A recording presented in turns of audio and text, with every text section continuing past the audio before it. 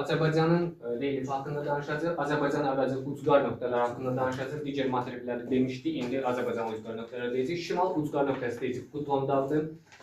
Cənub ucqar nöqtəsi Astara çayıdır. Ucqar şərq nöqtəsi burada deyəcək Şahdili yarımadasında Suiti burnudur. Eyni zamanda adaları nəzərə alsaq neft daşları olacaqdır. Ucqar qərb nöqtəsi burada Candar göl deyirik. Bir də Naxçıvanı da nəzərə alanda isə burada Sədərək hissəsində deyirik ki, ucqar qərb nöqtəsi sahib. Bu oldu Azərbaycanın ucqar nöqtələri. Biz bilirik ki, 5 dövlətlə həmsərhəddik. Bu dövlətlər hansılardır? Rusiyadır, Gürcüstandır, Ermənistandır, burada Türkiyədir və İranla sərhəddir. Şərq sahillərimiz isə sadəcə Xəzər dənizindən ibarətdir. Bir də yalnız bunlar quru qonşularımızdır. Yalnız su qonşumuz olan 2 dövlət də var. Bunlar da Qazaxıstanla Türkmənistan dövlətləri olacaq. İndi baxaq gör bu dövlətlərlə sərhəddə yerləşən obyektlər var. Təbii belə deyək, dağlar, düzənlər və ya çaylar deyirik ki, hansı ölkədə sərhəddə yerləşir.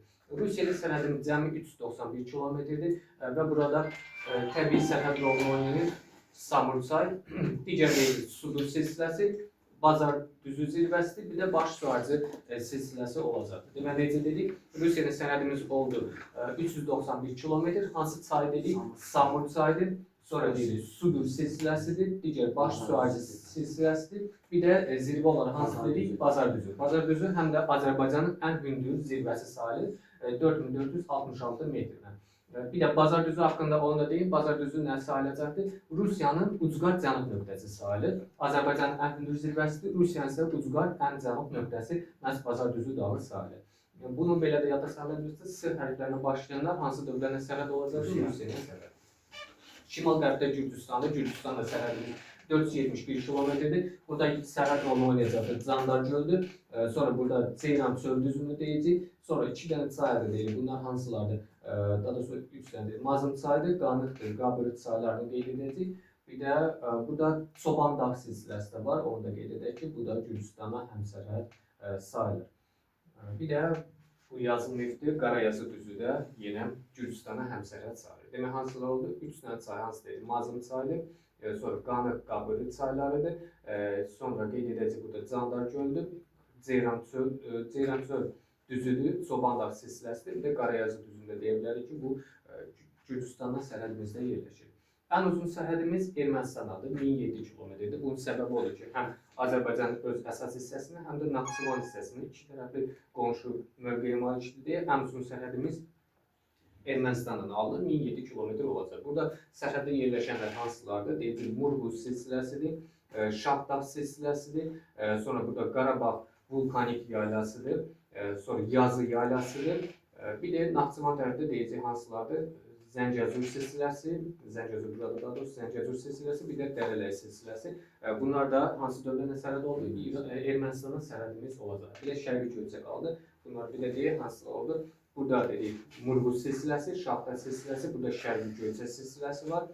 Sonra burada deyirik Qarabağ vulkanik yaylası, Yazı yaylasıdır. Sonra burada Dərələk, bu tərəfdə isə Zəngəzur silsilələri. Bunlar hamısı Ermənistanın sərhəddə yerləşir. Burada digər silsilələr də var ki, bunu çox adam qarışdırır və Ermənistana sərhədə salır. Bu qarışdırmayası deyə deyirəm ki, yadda saxlayası. Bunlar variantlarda çox verilir, amma bunları Ermənistanın sərhədə götürməyəcək. Murov dağ Ermənistanın sərhəddə deyil. Digər olacaq Qarabağ silsiləsi Ermənistanın sərhəddə deyil. Sonra Qarabağ düzü var, Qarabağ düzüdür, yenə Ermənistanın sərhəddə deyil. Qarabağla bağlı nəyə dedik? Qarabağ vulkanik yaylası və ya ki, eləcə Qarabağ yaylası yazıla bilər. Bu Ermənistanın sərhəddədir. Qarabağ silsiləsi, Qarabağ düzü Ermənistanın sərhəddə deyil. Bir də dedik ki, Murov dağ silsiləsi də yenə Ermənistanın sərhəddə yerləşmir. Sonra davam edirik cənubda. İranla sərhədimiz var, bu 765 kilometr bərabərdir. Burada əsasən çaylar deyəcək. Hansı çaylardır? Arat çayıdır, Bolqar çayıdır, bir də Astara çayı deyəcək. Düzənliklərdən isə Muğan düzü, silsilələrdən, dağlardan isə Talış dağları deyilir. Demək, əsas sərhədimiz Arat çayıdır, düz bura qədər uzanır, böyük bir hissə. Sadəcə Arat çayı olacaq. Burada Muğan düzünü deyil, burada sərhəd rolunu oynayacaqdır. Bolqar çayıdır, Talış dağlarıdır. Bir də ən cənub ucqar nöqtəmiz, həm də İranla sərhədimiz sayılacaq. Bu da Astara çayı olacaqdır. Demək, Talış dağlarında silsilələr var. Bunlar hansılardır? Talış, Beşdəsər, Burov var. Bu üç silsilələrdən bir dənə Talış dağları İranla sərhədə düşür. Yəni, Beşdəsərlə Burov var, İranla sərhədə düşməyəcək. Bir dənə Talış dağları götürülür. Demək, bir də deyək, nə oldu? Aras çayıdır, bu da Muğan düzüdür, bu da Bolqar çay, Talış Dağları silsiləsi, bir də Astara çayı deyəcək, nə deyim, İrana sərhədləri. Burada Türkiyə ilə sərhəddə isə bir dənə Sədərək rayonu deyəcək. Sədərək Türkiyə ilə sərhədimizə düşür. Demək, Xəzər dənizinə şərq tərəfdə deyir ki, sərhədimiz var. Burada nə qədərdir? 725 kilometr Xəzər dənizi ilə əsas sərhədimiz hesab olunacaq. Xəzər dənizində bir çox adalarımız var. Bunlar Pirallahıdır, Silov adalarıdır ki, ən böyüklər, əsas adalar bunlardır. Bir də Böyük Zirə, Xərəzirə kimi digər adalarda mövcuddur. Bir də bu hissədə yarımada var. Bu suyun səviyyəsi qalxan zaman adaya çevrilir. Amma digər halda isə nəyə çevrilir? Yarımadaya, adaya çevrilmiş olacaq. Yəni, suyun səviyyəsi enəndə yarımada olur. Suyun səviyyəsi qalxanda isə ada olur. Bu hansı adaya çevrilir? Kürdili adasıdır. Digər halda biz bunu yarımada olaraq adlandırırıq. Sonra körfəzlərdən ən əsas körfəzimiz Qızılağac körfəzidir. Bir də bu hissədə Bakı buxtası yerləşəcəkdir. Azərbaycan deməli birbaşa bilir ki, okeana çıxışı yoxdur. Yəni okeana çıxışı olmazsa ən azı bir dənizə və ya ki, körfəzə çıxışı olmalıdır. Azərbaycan isə bilir ki, bir dənə Xəzər dənizinə çıxışı var. Xəzər dənizi əslində böyük olduğu üçün dəniz adlandırılır. Əslində bu nədir? Göldür. Yəni bu qapalı bir hövzə sahib. Bu okeana çıxışı olmayacaqdır. Biz okeana çıxmaq üçün nələrdən istifadə edirik? Kanallardan, sahillərdən istifadə edirik. Bu da hansılardır? Volqa çayıdır. Volqa-Don kanalı vasitəsilə oradan Don çayına keçirik. Don çayı vasitəsilə artıq Azov dənizinə daxil olur. Bununla da artıq okeana çıxa bilir. Bir də şimal tərəfdən də yeni yollar var. Bunu hidrosfer keçəndə ayrıca deyilir. Yəni Azərbaycan birbaşa çıxışı yoxdur. Dolayı yollarla Atlantik okeanı, bir də Şimal Buzlu okeana çıxışı olacaq. Ərazi olaraq isə Azərbaycan yerləşir. Harda? Böyük Qafqaz dağları ilə Kiçik Qafqaz dağları, Talış dağları arasında, bir də burada əsas relief vahidi Kür-Araz ovalığı deyilir. Region olaraq isə yerləşirik biz Avropa ilə Asiyanın kəsişdiyi regionda Cənubi Qafqaz regionu hesab olunacaqdır bizim yerləşdiyimiz region. İndi keçək bura. Gələn var ya, burada olanlar hamısının tək-tək soruşacağım sizdə. Məsələn, deyəcəm, Candargöl hansı ölkə ilə sərhəddədir, Sudur silsiləsi hansı ölkə ilə sərhəddədir. Bu formada hamısını tək-tək soruşacağım. Nə var? Davam edək. İndi Azərbaycanın relyefi. Azərbaycanın deməli ən hündür zirvəsi bilir ki, Bazar düzüdür, 4466 metr. Ən alçaq nöqtəmiz isə Xəzər dənizi səviyyəsi olacaqdır, -27 metrdir. Bu hündürlüklər hardan ölçülür? Bizdə Baltik dənizi səviyyəsindən ölçüləcəkdir. Bunun səbəbi nədir? Bütün coğrafi obyektlərin hündürlüyü Baltik dənizindən ölçülür. Yəni normalda okean səviyyəsindən ölçülür. Okean səviyyəsindən, yəni dənizdə nəzərə alına bilər. Bizdə isə buradakı Baltik dənizindən ölçülür. Səbəbi nədir? Biz əvvəllərdə SSR tərkibində olmuşuq və SSR tərkibində olanda SSR məhz Baltik dənizindən ölçülür bütün mütləq hündürlükləri. Azərbaycanda mütləq hündürlüyüdür. Məhz Baltik dənizindən o vaxtdan ölçülübdür və hal-hazırda verilmiş rəqəmlər Baltik dənizi səviyyəsindən hesablanır. Yəni digər ölkələrdə bu Aralıq dənizidə ola bilər və yaxud ki, birbaşa hər hansı bir okean səviyyəsində də ölçülür. Bizdə isə dedik hansı dənizdə? Baltik dənizindən ölçüləcək. Yəni bu 4466 dənizdən o zirvəyə qədər olan ən hündür nöqtə olacaqdır. Sonra orta hündürlüyümüz isə 657 metrdir. Bunu yadda saxlayın. Bəzən testlərə düşür ki, Azərbaycanın orta hündürlüyü 1000 metrdən yuxarıdır. Bu ifadə səhv olacaqdır. Çünki buradan öyrəndik ki, Azərbaycanın orta hündürlüyü cəmi 657 metrə bərabər olacaqdır. Bunlar bayaqda dedik ki, hansı dağlar? Böyük Qafqaz, Kiçik Qafqaz, Talış dağları, bir də Kür-Araz ovalığı əsas Azərbaycan relief vahidləri olacaqdır. Bir də Araz boyu düzənliklər var. Bu da Naxçıvanda yerləşən, bir də bu tərəfdə yerləşən digər Azərbaycan əsas düzənlikləri hesab olunur. İndi başlayaq Qafqaz dağları haqqında deyəcəyik. Böyük Qafqaz dağları hardan başlayır? Tamman yarımadası, yəni tamam sözünün bir dənə sondakı n hərfini dəyişirik. Tamman yarımadasına başlayır. Bu ölkə olaraq Rusiyada yerləşir və Azərbaycanda yerləşən Abşeron yarımadası ilə bitir. Bu xəritədə baxa bilərik. Buradan başlayır Tamman yarımadasından və burada bitir. Hardan? Abşeron yarımadasında bitir. Burada Azərbaycan hissəsinə hardan başlayacaqdır? Deyəcək, Tinov-Rossa dağından başlayaraq, zirvəsinə başlayaraq Qafqaz dağları Azərbaycana daxil olacaqdır. Qafqaz dağlarının ümumi ən hündür zirvəsi hansı idi? Elbrus, 5642 metrdir. Sonra burada qeyd etdik hansını? Tinov-Rossa'nın adını çəkdik. Tinov-Rossa isə nə oldu? Azərbaycanda başlayan hissəsi məhz Tinov-Rossa zirvəsinə başlayaraq Azərbaycana daxil olur. Sonra burada qeyd edəcək Bazar düzü. Bazar düzü isə nə idi? Ən hündür zirvə idi. Amma harda ən hündür zirvə idi? Qafqaz dağlarının Azərbaycandakı ən hündür zirvəsidir. Ümumi Qafqaz dağlarının ən hündür zirvəsi isə Elbrusdur, 5642 metrlər. Sonra qeyd edəcək burada Babadağ. Babadağ nəyə görə burada adı yazılıb? Babadağdan sonra, Babadağ yerləşir bu hissədə. Babadağdan sonra hündürlüyü get-gedə azalır. Bu hissədən baxırıq ki, rəngi doğrudan da açılır və bu da hündürlüyün azaldığını göstərir. Bu hissədən sonra kəskin parçalanır və hündürlüyü azala-azala gedir. Bir də hansı dağın adını çəkəcək burada? Quton dağı. Quton dağı isə dedik ki, nə idi? Azərbaycanın ucqar şimal nöqtəsi sayılır. Yəni Qafqaz dağlarında yerləşən bir neçə zirvə dedik. İndi onlar bir də üstündən keçək. Nə oldu? Elbrus'un adını çəkdik. Nəyə görə? Elbrus bütövlükdə Qafqaz dağlarının ən hündür zirvəsidir. 5642 metr. Bazardüzünün adını çəkdik. Bazardüzü nə idi? İki xüsusiyyətə görə adını çəkirik. Çünki Azərbaycanda yerləşən ən hündür zirvəsi idi. 4466 idi. Bir də Rusiyanın ucqar və cənub nöqtəsi sayılır. Bu iki dağ getdi. Sonra hansı dağın adını çəkdik? Tinovrossa. Tinovrossa nədir? Tinovrossa'dan başlayaraq Qafqaz dağları Azərbaycanda belə deyil, davam edir. Tinovrossa'dan başlayaraq Azərbaycana daxil olub. 3 dağ getdi. Bir də Quton dağı dedik. Quton dağı nə idi? Azərbaycanın ucqar şimal nöqtəsi idi. Bir də qaldı Babadağ. Babadağ isə nə dedik? Babadağdan sonra hündürlüyü azala-azala gedir. Babadağda hündürlüyü 3629 metr olacaqdır. Yəni, bu dağları və bunun xüsusiyyətlərini bu qaydada yadda saxlayın. İndi bu cədvəldə dağları işarələdik. Bunlar hamısı Bazardüzü, Zəfər dağı işarələdi, demək Şah dağıdır, Tufan dağıdır. Bunların hündürlüklərini öyrənəcəksiniz. Babadağdır. Babadağda plus qoyduq, Dübrar üzərində plus, bir də Dübrar silsiləsi və dağı 2205 metr olacaqdır. İndi davam edək.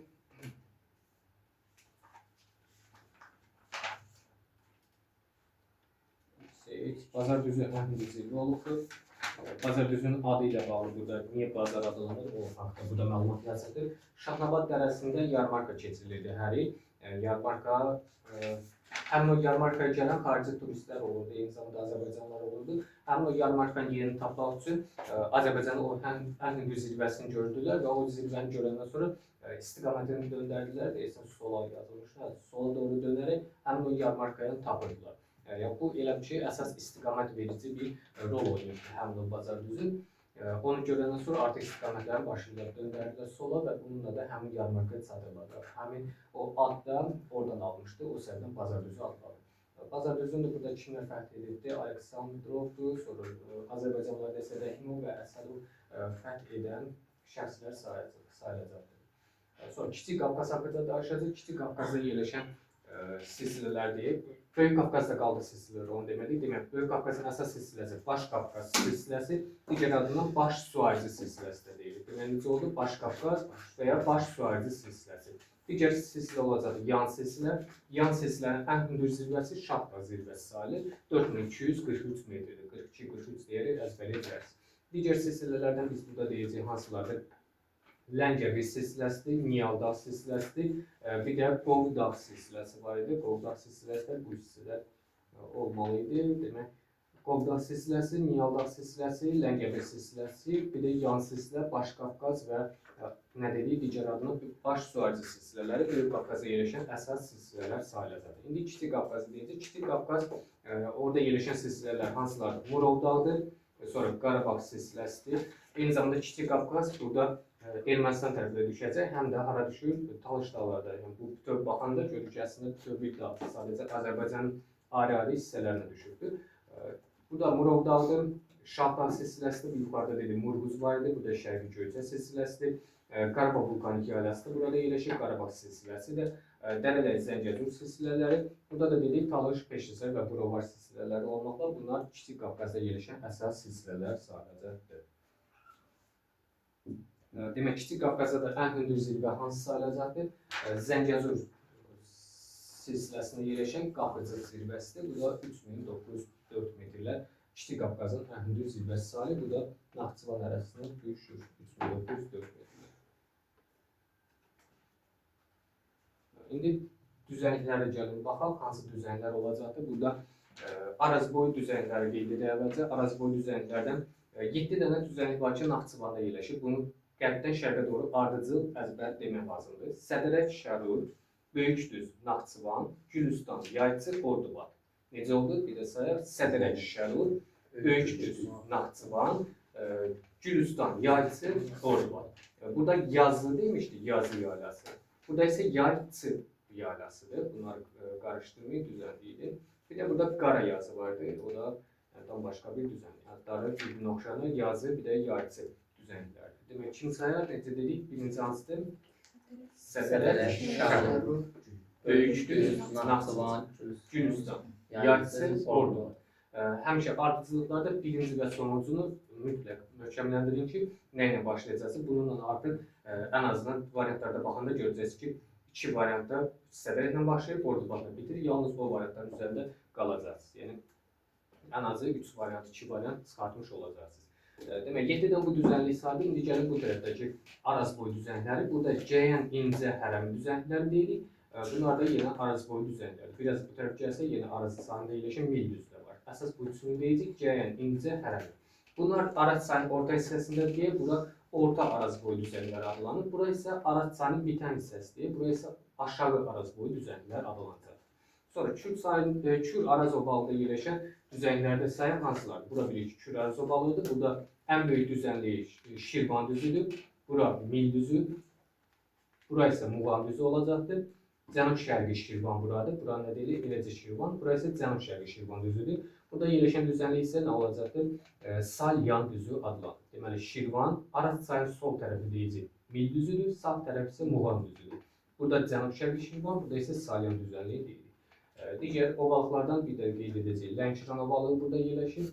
Bir də şimal-şərq tərəfdə deyəcək Şollar düzüdür, Samırdəvəçi obalığıdır və burada da Yaşma düzünü də qeyd edə bilər. Şollar düzü, Samırdəvəçi obalığı, bir də Yaşma düzünü qeyd edəcək. Digər düzənliklərdə adlarını yenə deyək. Bura Qanıq Əliçay çökəliyi olacaqdır. Sonra buradakı düzənlik bayaq dedik Gürcüstanla sərhəddədir. Ceyrançöl. Bu tərəf isə Acınoxur. Ceyrançöl, Acınoxur. Bu ikisi çox adları bir çəkilir. Deməli, Qanıq Əliçay deyirik, Ceyrançöl, Acınoxur. Burada Qarayazı düzü. Sonra bura Gəncə Qazaq düzüdür. Və bura isə nədir? Qarabağ düzü olacaqdır. Azərbaycanda yerləşən əsas düzənliklər də bunlar oldu.